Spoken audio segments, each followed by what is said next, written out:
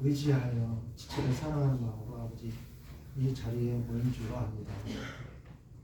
아버지는 우리 말에도 어려울 때 친구가 진짜 친구라 하는 말이 있습니다. 아버지 우리 주님 사랑하는 것도 가장 작은 자에게 한 것이 내게 한 것이요 가장 작은 자에게 하지 않는 것이 내게 하지 않는 것이라고 말씀하신 바가 있으니 그런 말씀들이 아버지 우리에게 얼마나 힘이 되고 또한 지체를 얼마나 사랑해야 되는지를 아버지 깨닫게 해주심을 또한 감사드립니다. 오늘도 아버지 이런 자리에서만 이런 생각을 가질 게 아니라 평상시에도 내가 남편과 아내와 이웃들을 어떻게 대하고 살고 있는지 점검할 수 있는 아버지 주의 백성들이 되길 원합니다. 그래서 언제 어디서나 주의 말씀이 기준이 되어 사람을 사랑하고 품을 수 있는 넓은 마음이 될 수 있도록 저를 인도해 주시옵소서. 아버지 오늘 또 주의 말씀으로 우리에게 또 준비하신 말씀을 있는 줄 압니다. 아버지 그 말씀 저에게 주실 때 제게 주시는 말씀이라고 아멘할 수 있는 아버지 말씀 되게 주옵소서. 아버지 어려운 지경이 있는 우리 유가족에게도 아버지 하나님 더 없는 은혜로 함께 해주실 것을 간절히 구합니다. 우리 힘으로는 살 수 없는 세상임을 아버지 하나님 또한 고백합니다. 각 사람 안에 성령님 계신다고 하였사오니 아버지여 그의 심정을 다 아시고 익히 또 잘 인도하실 거라 저희 믿음 가운데 합해져서 주의 역사가 가정 가운데 한 사람 안에 사람마다 지체마다 동일한 역사가 있기를 원합니다. 아버지 오늘도 준비된 절차에 모든 것을 주께 맡기옵고 거룩하신 예수님 이름으로 기도드렸습니다.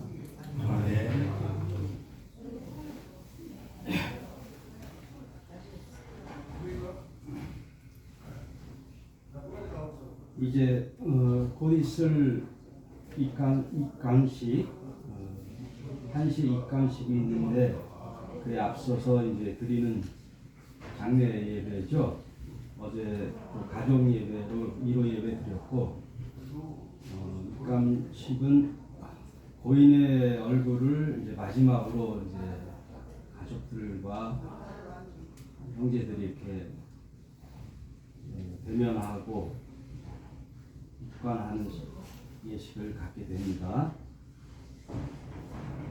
아무쪼록 하나님께서 모든 장례 절차를 은혜 중에 함께 하시고 유가족들에게는 위로하는 시간이 되시기를 간절히 기원하면서 예배 하나님 말씀을 배우겠습니다. 하나님 말씀은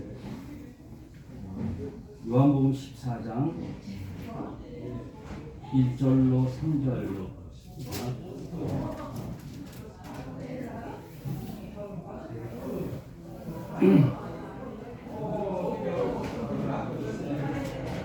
요한복음 14장 1절로 3절 제가 봉독하겠습니다. 저는 쉬운 성경으로 말씀드리겠습니다. 너희는 마음에 근심하지 말라. 하나님을 믿고 또 나를 믿으라. 내 아버지 집에는 너희들이 있을 곳이 많이 있다. 만일 그렇지 않았다면 내가 너희에게 이런 말을 하지 않았을 것이다. 나는 너희를 위하여 한 장소를 마련하러 간다. 내가 가서 너희를 위해 한 장소를 마련한 뒤에 다시 와서 너희를 데려가 내가 있는 곳에 너희도 함께 하겠다. 아멘.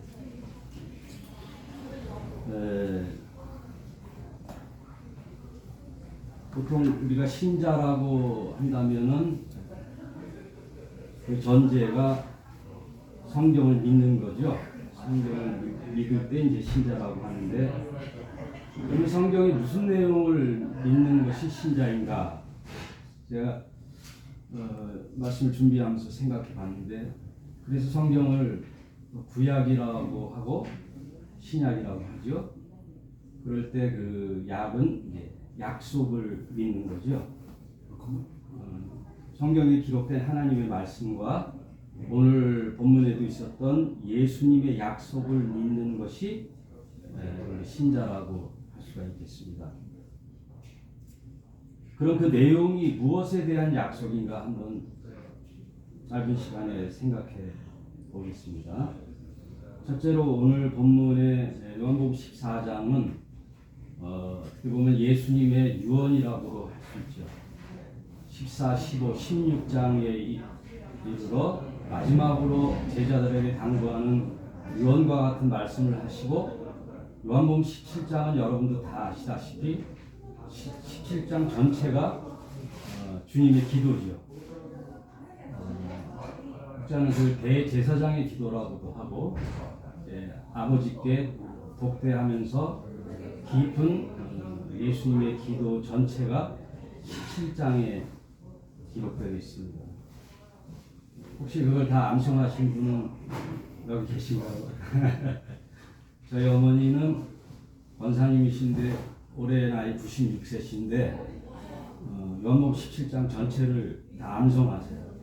그래서 제가 무엇을 암송하면 10만 원을 드리거든요. 이제 그 받는 재미로도 하시지만 그 연세에 대단한 이제 암송을 하시고 또 밤마다 2시간씩 기도하시는데 당신이 살아계셨던 기억을 더듬어 그때부터 알았던 모든 사람을 위해서 기도해요. 그래서 아마 저를 위해서 기도할 때 이제 주위의 여러분들을 위해서도 기도하겠고요. 17장을 끝으로 주님이 말씀을 마칠 때 18장에 드디어 로마 병정들이 와서 체포하는 장면이 나오는 걸 볼 때 예수님의 마지막 이제 유언과 같은 약속을 하고 가셨어요. 그래서 저도 목회하면서 좀 힘들 때 늘 다시 되짚어보고 암송하는 말씀이 요한복음 14장이거든요. 그래서 오늘 마음은 아프고 슬프지만 사랑하는 분을 작별했는데 그 죽음 앞에 예수님의 심정은 어땠을까? 말하자면 예수님은 당신이 곧 십자가에 달려 죽을 것을 아시고 이제 약속을 해주신 거거든요. 그 약속이 아마 우리들에게는 희망의 말씀이 된 줄로 믿습니다. 그래서 죽음 앞에서의 예수님의 약속이다 이렇게 말씀드리고 싶어요. 근데 이 죽음이란 문제는 인류 역사의 모든 사람들이 이걸 해결해 보려고 했지만 해결할 사람이 한 명도 없었죠. 모든 영웅들이 다 죽음 앞에 무릎을 꿇었잖아요. 그리고 기독교 외에 다른 종교적 탁월한 사람들, 종교적 천재 그런 분들도 이 죽음에 관해서는 어떤 특별한 메시지가 없어요. 그래서 아마도 우리가 믿는 주 예수 그리스도에서만이 이 죽음의 문제를 성경에 기록해서 우리에게 희망을 주지 않았을까 그렇게 생각해 봅니다. 그 말씀의 근거가 성경 요한복음 11장 25절에 예수께서는 이런 말씀을 하셨어요.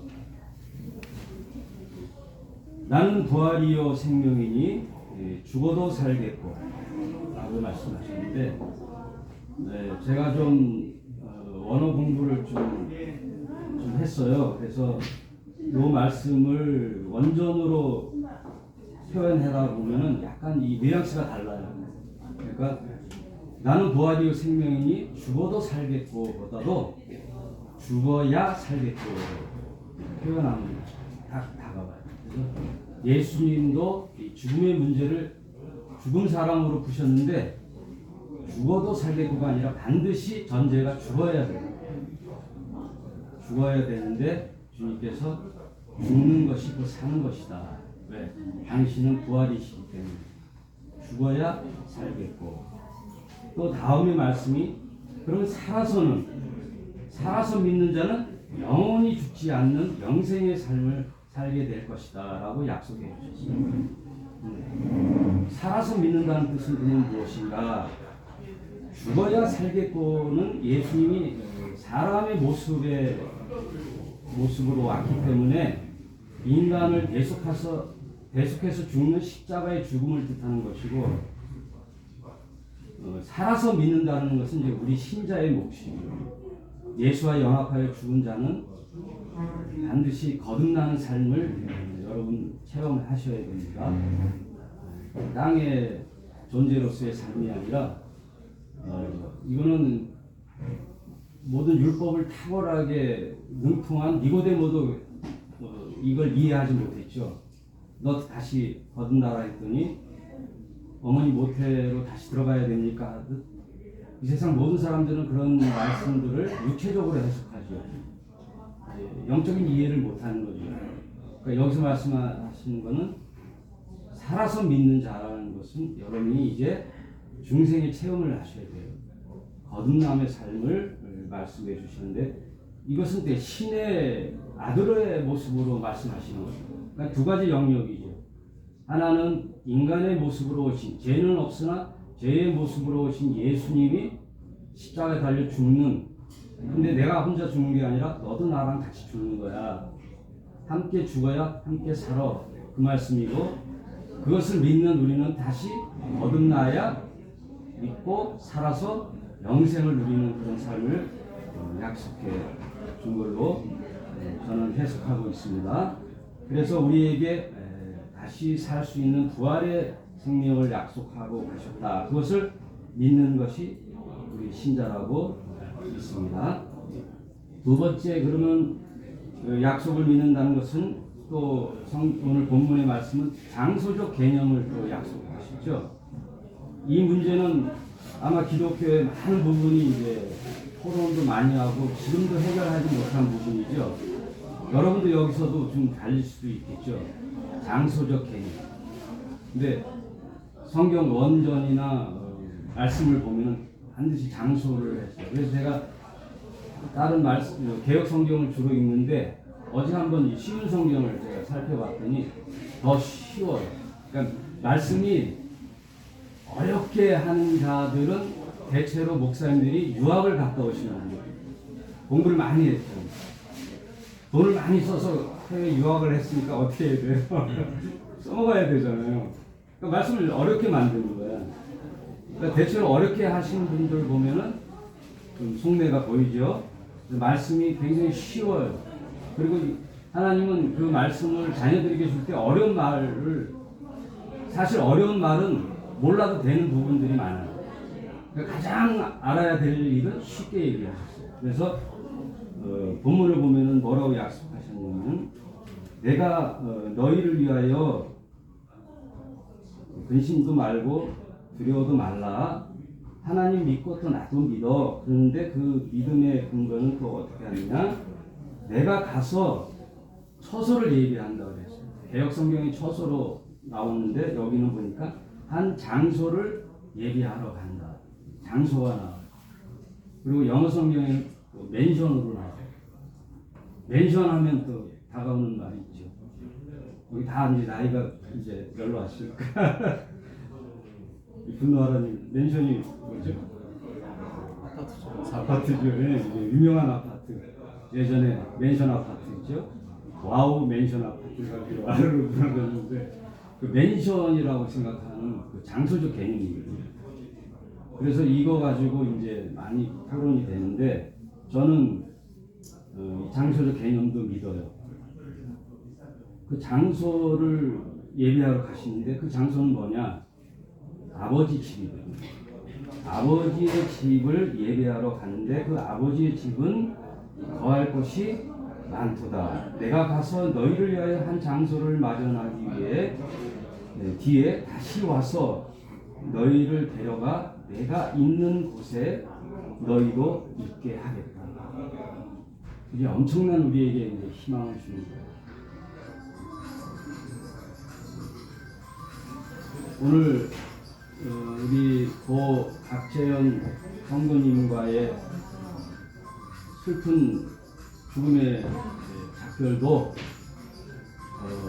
세상적으로 생각해 보면 이별이니 얼마나 슬프겠습니까? 그러나 우리 믿는 자들에게는 예수님의 말씀의 근거로 또 희망을 가질 수 있죠. 언젠가는 아버지 집에 우리도 다 갈 건데 순서만 다를 뿐이지 그곳에 가서 다 만날 수 있는 재회의 약속을 하셨죠. 그래서 예수님이 십자가에 달려 죽으시고 이제 승천하셔서 부활 승천하셔서 갔다가 다시 오시는 약속을 해 주셨어요. 그 집은 아버지의 집이죠. 그 아버지의 집은 거할 곳이 참 많지요. 그럼 과연 하나님이 우리처럼 육체가 없는데 그 장수적 개념은 무엇이냐? 아마 예수께서 부활하신 그 변화된 영적 몸이 하나님 아버지하고는 좀 다르지요. 그래서 그곳에 거할 곳은 이런 육체에 거할 곳이 아니라고는 봐요. 그러니까 참 신비로운 곳이죠. 다시.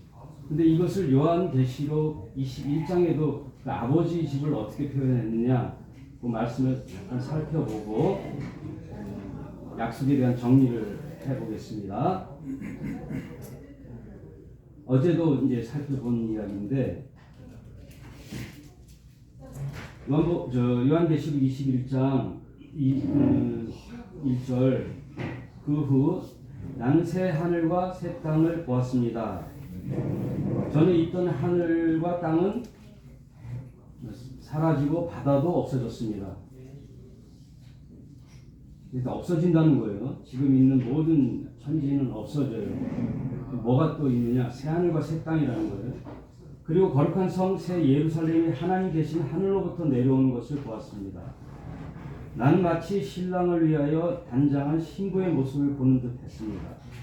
보좌로부터 큰 음성이 들렸는데 이제 하나님의 집이 나오죠. 하나님의 집이 사람들 그 가운데 있게 될 것이다. 하나님께서 사람들과 함께 계시고 그들은 하나님의 백성이 될 것이며 하나님께서 친히 그들과 함께 계셔서 그들의 하나님이 되어서 그들의 눈에서 모든 눈물을 닦아주실 것이다. 이제는 죽음도 슬픔도 울음도 아픔도 없으며 모든 옛 것들이 다 사라질 것이다. 얼마나 가슴 벅찬 하나님의 약속의 말씀입니까? 우리의 믿는 목적도 그거죠. 사실 지금 다들 아시겠지만 사는 게 그렇게 녹록지가 않잖아요. 어떨 땐 참 죽음이라는 게 편할 수도 있다라는 생각도 하잖아요. 모든 이 세상의 고민들, 괴로움들을 다 끊어버리는 참 안식이라는 것이 아마 죽음이 아닐까라고 생각도 되죠. 그런 고통 속에 다 살아갑니다. 외모로 봐서는 다 편하게 사는 것 같아도 다 알게 모르게 모든 사람들은 한두 가지의 그 말 못할 고민들이 다 있죠. 여기 서 있는 저도 말 못할 고민이 있죠. 그러나 믿는 자로서 이런 하나님의 약속을 믿으면서 다시 용기를 얻고 또 살아내어 보는 것이죠. 오늘 사랑하는 분을 죽음으로서의 결별을 맛보시고 얼마나 슬프시겠습니까? 그러나 세상 사람들은 그걸로 절망을 하겠지만 우리는 이제 절망 가운데 있을 수가 없죠. 하나님 말씀을 믿기 때문이죠. 예수님의 약속을 믿기 때문이죠. 언젠가는 제외하고 사는 동안에 그래서 믿는 신자로서의 아름다운 삶을 살아내야 되겠죠.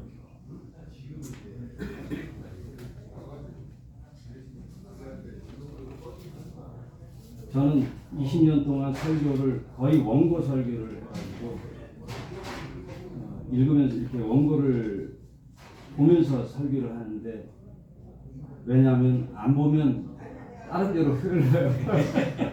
엉뚱한 데로 가서 한 20-30분 할 거를 한 1시간씩 하고 그래요. 그래서 원고를 했는데 지금 몇 시죠?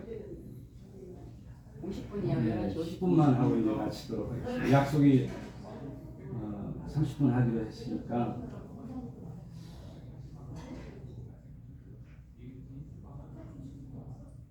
작다는 얘기가 많아요. 근데 이거는 넘기고요. 마지막 결론을 내도록 하겠습니다.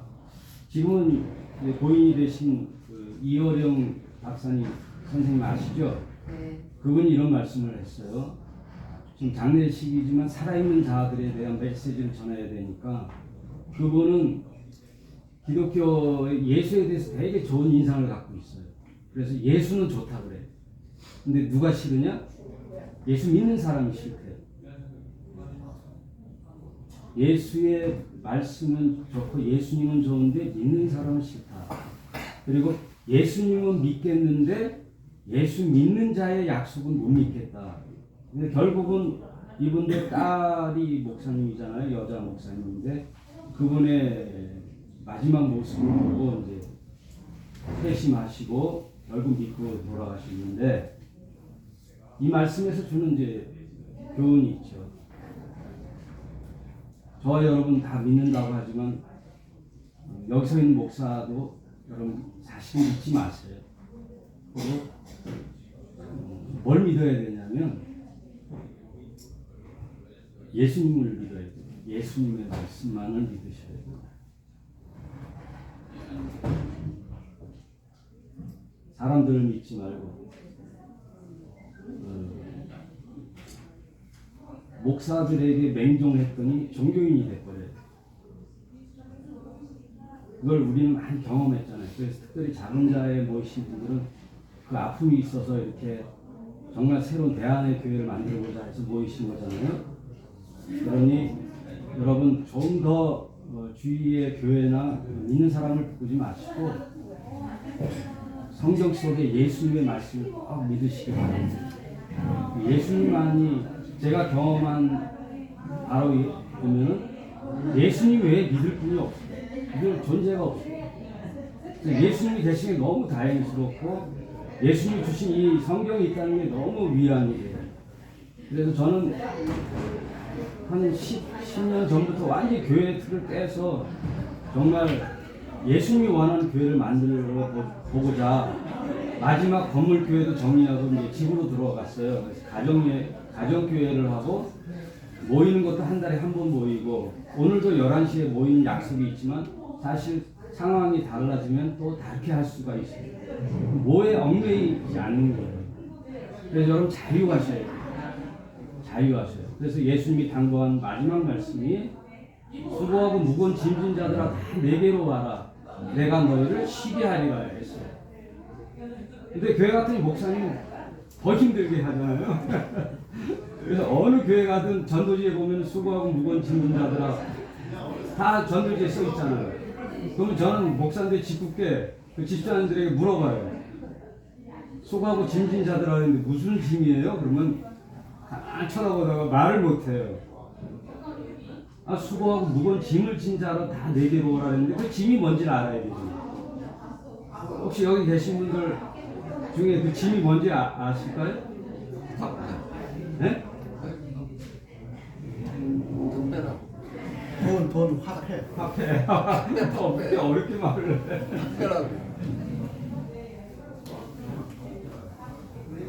사실 이 짐은 하나님께 나아가는 짐이었어요. 세상 짐이 아니에요. 물론 조금 포함도 됐겠죠. 세상 살이의 짐이. 근데 예수님이 정말 얘기하고 싶은 거는 하나님께 나아가는 짐. 오늘날 개신교에서 얘기하는 목사들이 씌워주는 짐이에요. 다 종교적 짐이에요. 주일은 지켜야 돼. 뭐는 해야 돼. 11조는 해야 돼. 율법은 이거야. 이거 장례식은 이렇게 해야 돼. 다 짐이에요.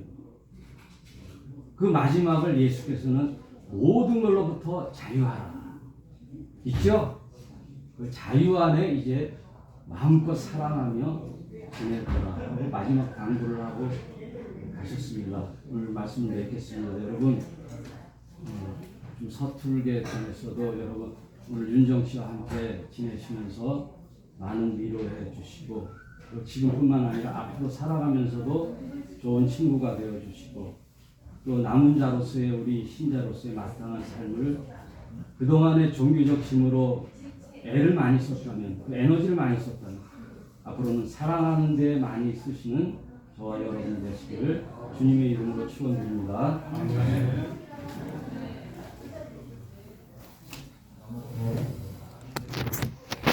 찬송 한 장 하고